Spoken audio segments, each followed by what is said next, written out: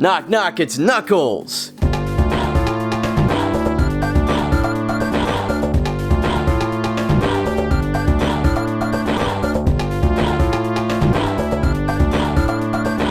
This zone has such freaking good music. It is so jamming. Oh my gosh. Go! Go! Go! Ow! I love the music in this zone. I also kind of like the color scheme. You don't really see this purple and yellow very often. Kind of reminds me of like Easter. You ever notice there's a lot of like purple and yellow in Easter? So this zone is not super easy, but it's kind of easy for what is essentially it's the final level of a game. So I briefly mentioned this in part 1, but I'm going to go into a bit more detail here. Sonic 3 and Knuckles is actually 2 games put together. When Sonic Team was working on Sonic 3, they had these big ambitious plans for it. They wanted it to be way better than Sonic 2, which was already a great game. They wanted it to just be this amazing game. But they realized the plans were a bit too ambitious. The whole game wasn't going to fit on one cartridge, and they weren't going to have it done in time for the holiday season. So they had this brilliant idea of creating lock-on technology. And they basically put out the first half of the game, Sonic 3, that year, and the second half, Sonic and Knuckles, later on that year, and made it so that you could put Sonic 3 on top of the Sonic and Knuckles cartridge. You could also put some other games on top of there too. They really took advantage of this technology.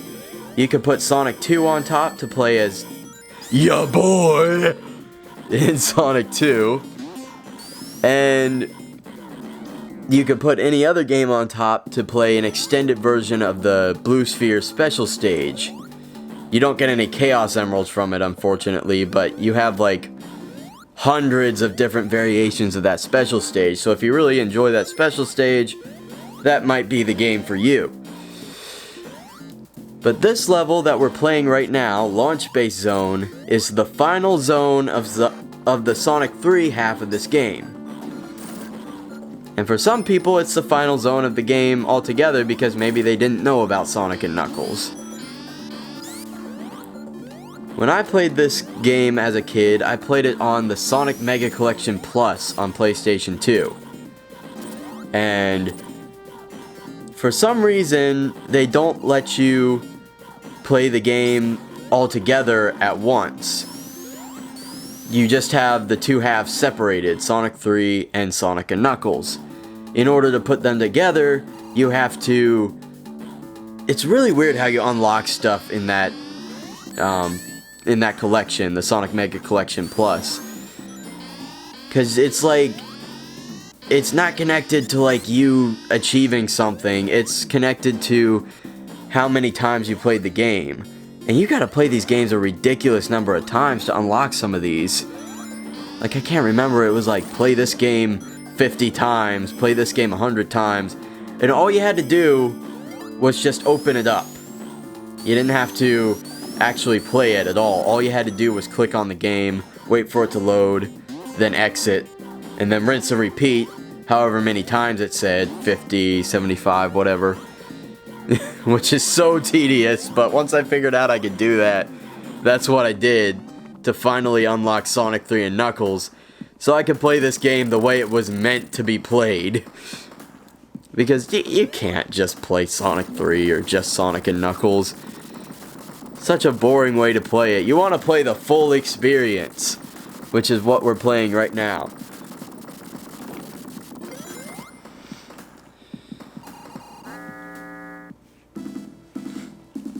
This boss is pretty easy.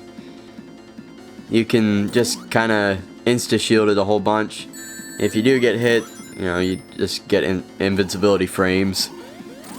Very easy boss, and eventually its other arm will come off, and then it becomes even easier. Should be done now. See? Very simple boss fight. The next two, that's right, the next two, not one, boss fights we're going to be facing in this zone are a bit tougher. That's right, this zone, because it's the finale of the Sonic 3 portion, ends with 2 final bosses. But only in the, only in Sonic 3 on its own, and in this port, Sonic 3 Complete. Because in Sonic 3 and Knuckles on its own, they actually get rid of the second boss fight, since you've still got a whole nother game ahead of you, and it's not the final level anymore. But in this ROM hack, Sonic 3 Complete, they've put it back. And you'll see what I'm talking about a bit better later on in the episode.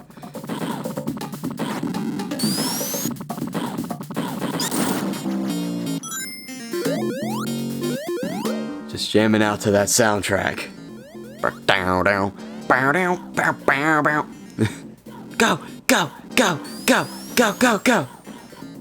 This was the sound clip I was saying was probably sampled from the Michael Jackson song Speed Demon.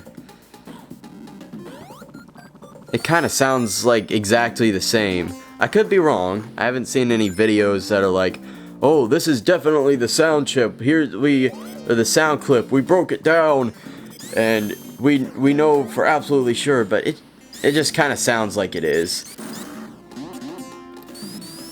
That's kind of nice of them to scare you into thinking you're gonna get blindsided by spikes, but then give you a spring.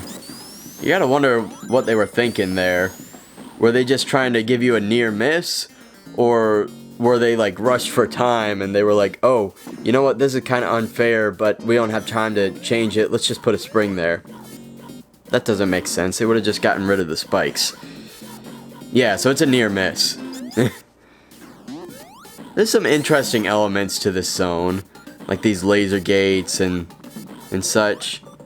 I guess this is kind of like TSA. They're gonna look you up and down and make sure you've got your, make sure you don't have anything bad on you, and make sure you're not a spiky blue hedgehog that's trying to foil the plans of the person who owns this launch base. If you look in the background of this level, you can't see it right now, you can actually see the Death Egg. Because this level is basically a launch base for the Death Egg. The same one that we took down and knocked out of the sky in Sonic 2. Eggman is now trying to put back up in the sky using the launch base zone. And it is, of course, the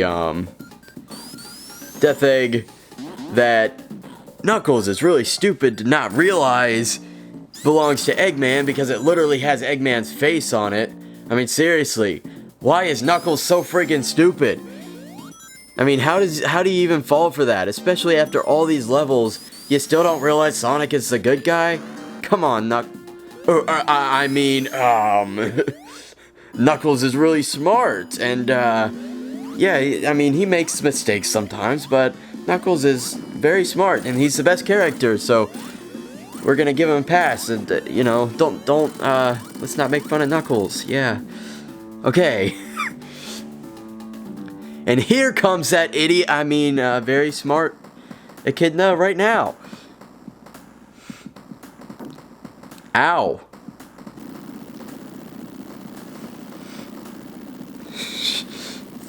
Why did he think that was a good idea to stand on that platform? You see, he knew it was gonna fall. He's actually using it as a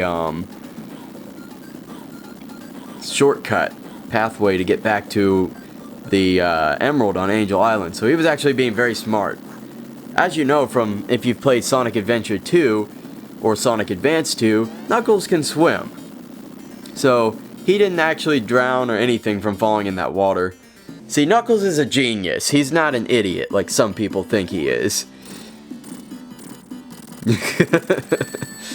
So here is the first of the 2 boss fights of this zone. This one's pretty easy. You just bounce on his head a bunch of times, but make sure you get out of the way of that little spike ball he's got orbiting around him. But here comes the Big Arm. And yes, that's actually his name. Because he's got big arms. This boss gave me a shitload of trouble as a kid. He is so powerful that even as Super Sonic, he can still knock your rings out of you if he grabs you. This is also the first time I figured out that you could hit him on the ground by using invincibility frames like this. That was this playthrough I figured that out. I'm so glad I did. So he's a bit of a tough boss fight. I can't tell if he takes more than 8 hits or not, because that's the main number of that these boss fights usually take, but this one might take a few more. Like I said, this guy was added back in by Sonic 3 Complete because they took him out for Sonic 3 and Knuckles, since you have a whole another half of the game ahead of you. But I don't mind him being back, because I absolutely love his freaking awesome theme song. They actually did a remix of this theme song in a later game called Sonic Generations for 3DS.